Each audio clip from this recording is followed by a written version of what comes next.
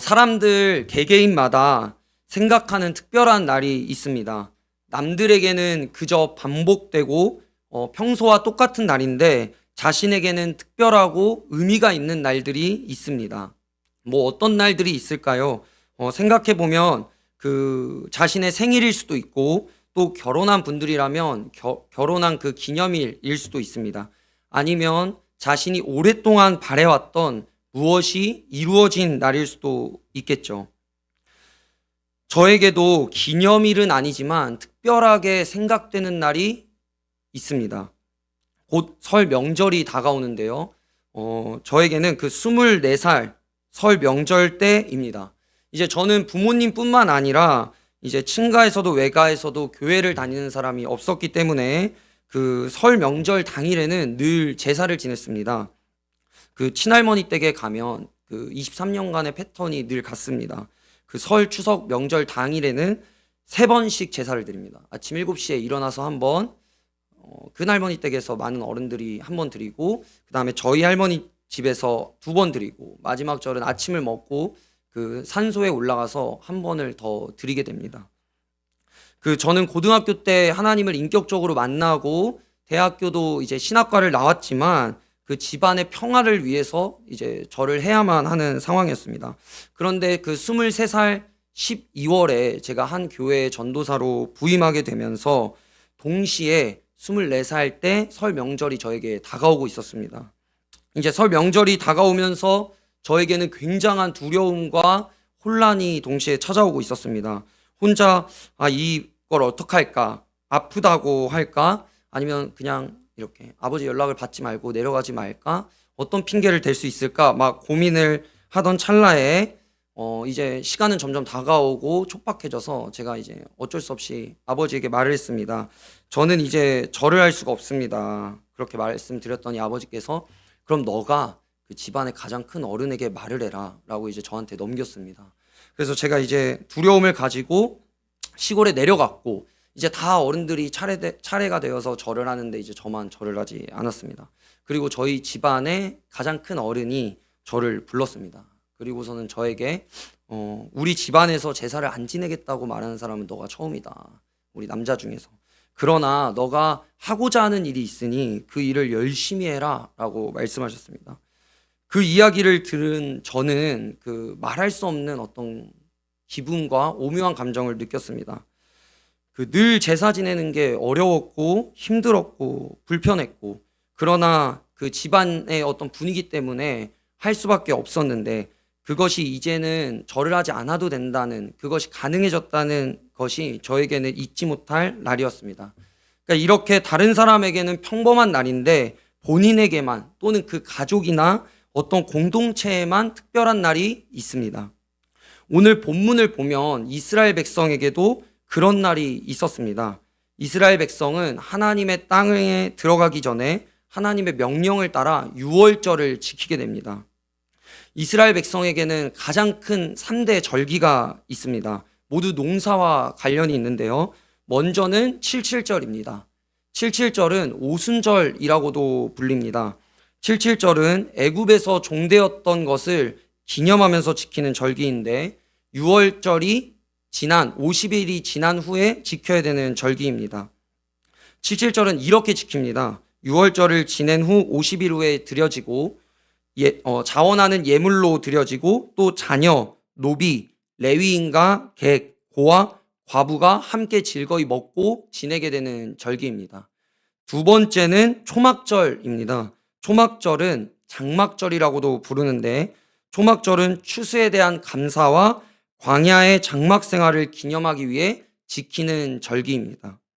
이 절기를 지키는 이유는 광야 40년 동안 하나님께서 이스라엘 백성을 인도하셨음을 기억하기 위해서입니다. 그럼 마지막으로 아까 잠깐 나오기는 했지만 마지막 절기는 무엇일까요?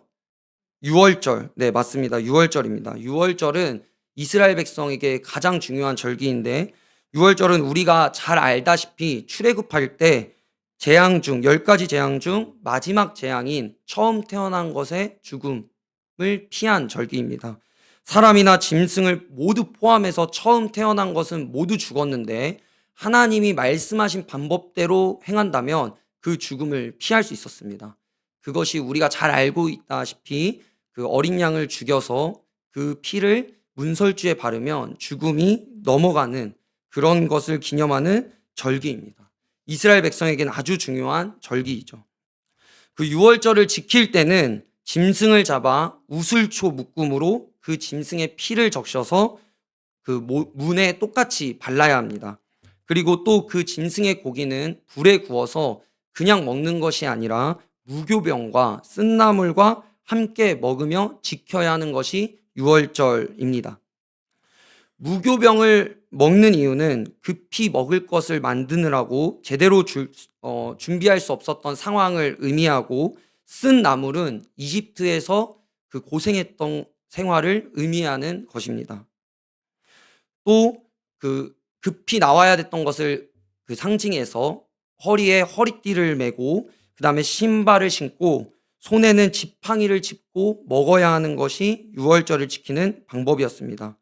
이렇게 출애굽의 그 마지막 재앙을 겪으며 애굽을 나온 이스라엘 백성에게 유월절은 늘 하나님의 놀라우심과 자신들이 어떻게 살 수 있었는지를 다시 한번 깨닫는 중요한 절기였습니다. 오늘 본문은 출애굽 제2년 1월에 있었던 일입니다. 그렇다면 우리가 1장부터 8장까지의 이야기가 오늘 본문 9장의 이야기보다 더 뒤에 있었다는 사건임을 우리는 알 수 있습니다.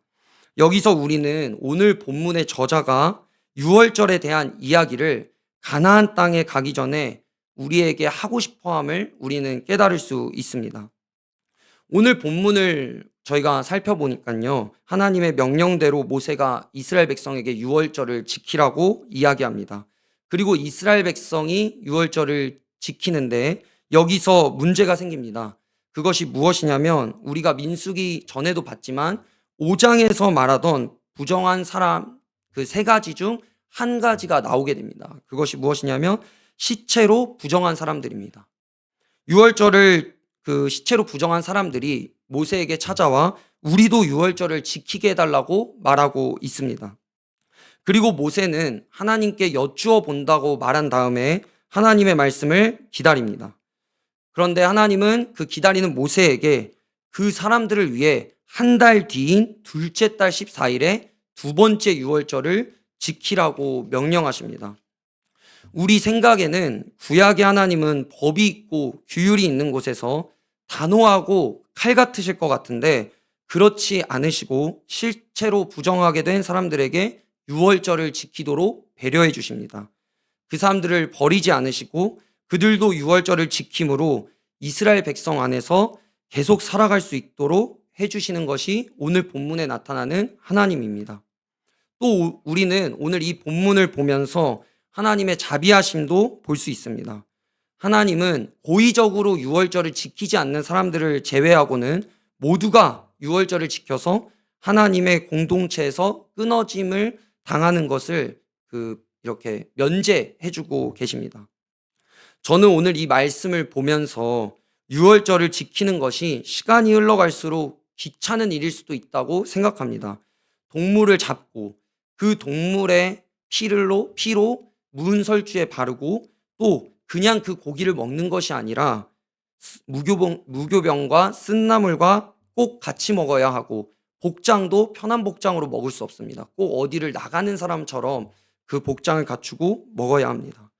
하지만 하나님께서는 가나안 땅에 들어가기 전에 이스라엘 백성에게 유월절을 지키라고 말씀하고 계십니다. 그 이유는 큰 일을 앞두고 다시 한번 그때의 애굽의 일을 기억하면서 이스라엘 공동체가 다시 한번 모두가 깨닫기를 바라셨습니다. 시체로 부정해진 사람까지도 유월절을 한 달 뒤로 미루면서까지도 이스라엘이 어떤 백성인지, 어떻게 다시 내가 살게 되었는지를 기억하고 또 앞으로 내가 어떻게 살아야 하는지까지 알기를 하나님은 원하셨습니다. 오늘을 살아가는 우리도 마찬가지입니다. 하나님이 원하시는 방향으로 살아가려면, 또 하나님이 약속하신 그 땅으로 가기 위해서는 우리의 정체성을 잊어버리면 안 됩니다. 내가 어떻게 구원을 받았고 내가 이 땅에서 어떤 존재인지를 알아야 합니다. 이것을 정체성이라고도 할 수 있을 것 같은데요. 저는 오늘 우리가 이 말씀을 보면서 우리가 기억해야 할 두 가지 정체성을 같이 나누고 기도하려고 합니다. 첫 번째는 우리가 이 땅에서 살아가면서 기억해야 할 정체성은 우리는 그리스도인이라는 것입니다. 오스왈드 챔버스라는 분이 쓴 그리스도의 정체성이라는 책이 있습니다. 이 책에서는 그리스도인은 어떤 사람이다 라고 몇 가지를 적어 놓는데요. 그 중에 한 가지가 그리스도인은 주된 관심이 하나님께 있는 사람이다 라고 이야기하고 있습니다. 왜냐하면 우리의 주도적인 관심이 무엇이냐에 따라 우리의 영적인 삶을 돌아볼 수 있게 되기 때문입니다. 요즘 여러분의 주된 관심은 어디에 계신가요? 우리는 우리의 주된 관심을 알기 위해서 어떻게 해야 될까요? 우리의 주된 관심을 알기 위해서 꼭 우리의 시간을 가장 어디에 많이 사용하는가 라는 그 질문으로는 우리의 주된 관심을 알기는 어려울 수도 있습니다. 우리의 주된 관심을 알기 위해서는 위기 속에서 우리가 무엇을 끝까지 잡고 있는가를 봐야 합니다. 그것이 가족일 수도 있고 돈일 수도 있고 다른 무엇일 수도 있습니다. 또 대체로 우리는 무엇 때문에 슬퍼하는지 또 우리는 무엇 때문에 기뻐하는지를 볼 때 그 사람의 주도적인 관심을 알 수 있습니다. 나의 요즘 주된 관심은 어디에 있습니까? 하나님께 있습니까? 신앙생활을 열심히 하시는 분들일수록 오해할 수 있습니다. 내가 하는 사역과 봉사가 많을수록 나는 하나님께 속하고 나의 주된 관심은 하나님께 있을 거야 라고 생각하기 쉽습니다. 그렇기 때문에 우리는 여기서 잠시 깊게 또 진지하게 생각하고 묵상해 보아야 합니다. 저는 모든 사역과 봉사가 하나님께 있지 않다고 말씀드리는 것이 아니라 사람은 치우친 존재이기 때문에 그 사역과 봉사에 매여서 그것이 맹목적인 목표가 될 수 있다고 말씀드리고 싶습니다. 그런 유혹과 위험은 제가 제일 크겠죠. 저는 이 오늘 말씀을 준비하면서 저 자신을 돌아보았습니다. 나는 어떤 정체성을 가지고 있나? 나는 올바른 그리스도인인가? 나의 관심이 오로지 하나님께만 있는가? 생각하게 되었습니다. 제가 듣는 말 중에 많은 부분은 하나님에 관한 이야기입니다. 또 신앙적인 이야기입니다. 제가 보는 것 중에 많은 부분은 신앙적인 것과 관련이 되어 있습니다. 제가 요즘 교제하는 분들 중에 많은 부분에 교제하는 분들이 하나님을 믿거나 아니면 전도사님들이거나 아니면 목사님들입니다. 그렇다고 제 주된 관심이 하나님께 있느냐? 선뜻 대답하기가 어렵습니다. 마치 바다에 있지만 마실 물이 없는 것처럼 제 주변이 전부 어떤 것이든 신앙적인 것과 연결되어 있을지라도 제 진정한 관심이 하나님께 없다면 그것은 아무 의미가 없게 되는 것입니다. 우리는 오늘 예배를 드리면서 다시 깊게 한번 생각해 봐야 합니다. 나의 주된 관심은 어디에 있는가? 나의 주된 관심은 하나님께 있는가? 예수님께서도 이 땅에 오셔서 다른 것을 하지 않으셨습니다. 그분은 늘 하나님의 나라와 또 복음을 선포하시면서 이 땅에서 삶을 사셨습니다. 그분은 사람들과 이야기하셨고 사람들을 고치셨고 사람들을 먹이셨고 사람들과 함께 지냈지만 그것들은 모든 것이 늘 복음과 연결되어 있었습니다. 오늘 우리가 그리스도를 따르는 그리스도인이라면 우리도 삶의 목표를 다시 하나님께 고정해야 합니다. 다시 우리의 주된 관심이 하나님이어야 합니다. 바라기로는 오늘 예배를 드리는 성도님들께서도 정체성을 잃어버리지 않고 하나님이 원하시는 삶을 살아가시기를 바랍니다. 우리가 기억해야 할 정체성의 두 번째는 우리는 곁에 있는 교회 공동체원이라는 것입니다. 이름은 참 중요한 것 같아요. 이름은 어떤 우리의 강한 열망 또 바람이 그 이름에 담겨져 있습니다. 또 중요한 가치와 생각이 담겨져 있는 것이 이름입니다. 그렇기에 사람의 이름이든지 동물의 이름이든지 사업장의 이름이든지 이름을 지을 때 고민을 많이 하게 되고 또 걱정을 하게 되고 선뜻 이름을 짓기가 어렵습니다. 저희 교회 이름을 지을 때 이제 담임 목사님께서 교육자들에게도 그 의견을 물어보셨습니다. 그래서 좋은 이름이 생각나면 아이디어를 달라고 하셨습니다. 또 많은 교회 이름의 후보들을 저희가 같이 보면서 기도하기도 하고 고민하기도 했습니다. 저도 주변에 이제 많은 사람들에게 조언을 구하고 물어보기도 했는데요. 많은 이야기를 들었습니다. 뭐 글자는 몇 글자가 가장 좋고, 뭐 짧을수록 좋다. 뭐 받침이 없는 게 좋고, 받침이 들어갈 거면 뭐, 티귿 막 이런 건 들어가지 않아야 된다. 막 이런 저런 얘기들을 막 들었습니다. 그리고 저희 교회의 이제 최종적인 이름을 저희가 딱 봤을 때 그것들과 전부 이제 반대되는 이름이었습니다. 길고 받침도 어렵고. 늘 많은 분들이 저에게 그 사역하는 교회 이름을 물어보시는데 그 이름을 들으시고는 아시죠? 늘 반응들이 같습니다. 어떤 조롱들과 그 놀림들. 뭐 너희 교회는 뭐 아시죠? 막 영상되는 단어들이 있습니다. 그런데 저는 참 저희 교회 이름을 보면서 스스로에게 계속 던지는 질문이 있어서 너무나 저희 교회 이름이 좋습니다.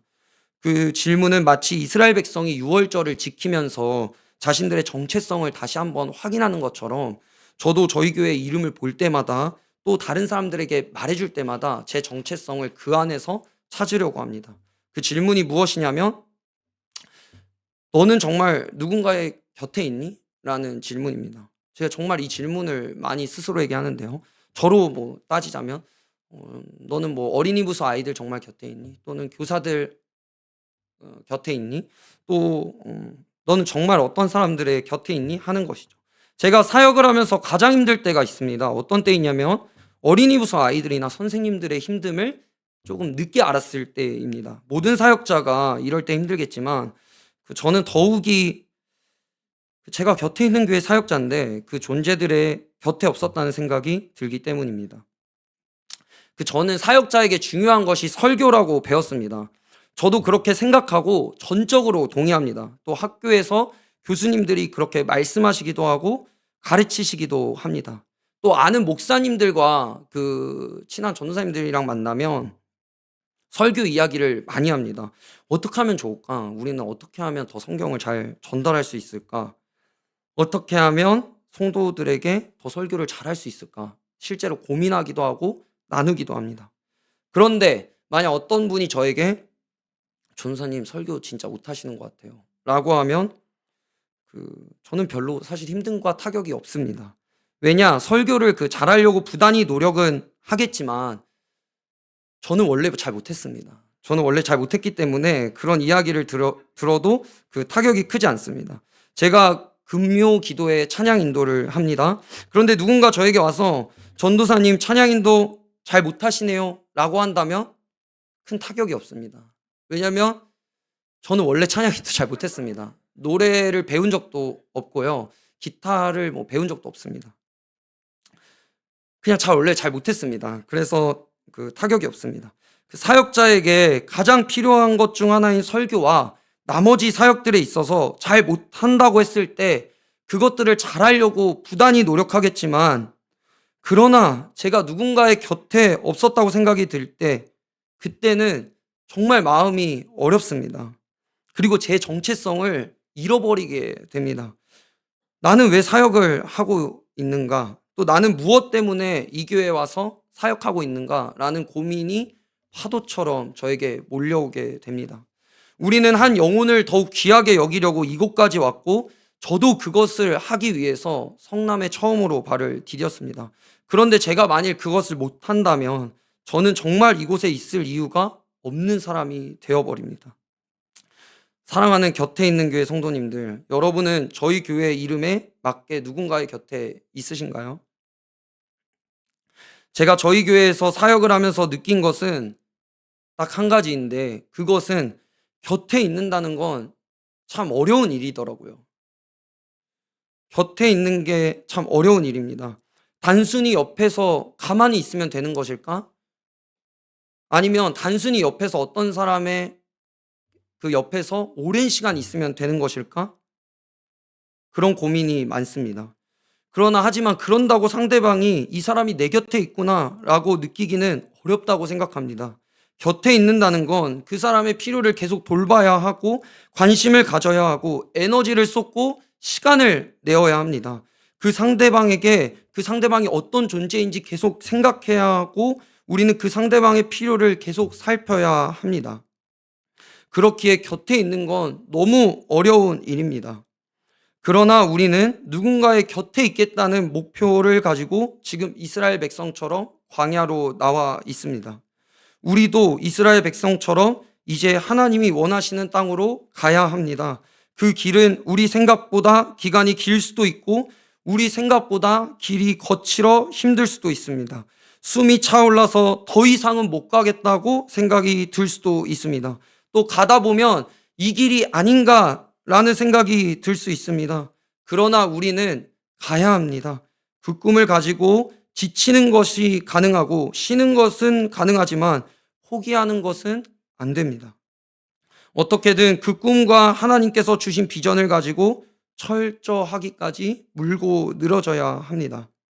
바라기로는 오늘 저와 여러분이 다시 한번 우리의 정체성을 깨닫고 하나님이 원하시는 곳으로 가게 되기를 바랍니다. 그 길이 삭막하고 건조하고 감동이 없고 의심이 들 때가 있을지라도 두렵고 어렵고 지칠지라도 하나님이 말씀하시는 변하지 않는 그 약속을 붙잡고 가는 저와 여러분이 되기를 바랍니다. 오늘 말씀을 마무리하면서 하나님은 간절히 원하셨습니다. 이스라엘 백성이 2번이나 유월절을 지키며 출애굽의 당시를 기억하며 그들이 하나님의 백성임을 알기 원하셨습니다. 또 내가 너희의 하나님임을 알기 원하셨습니다.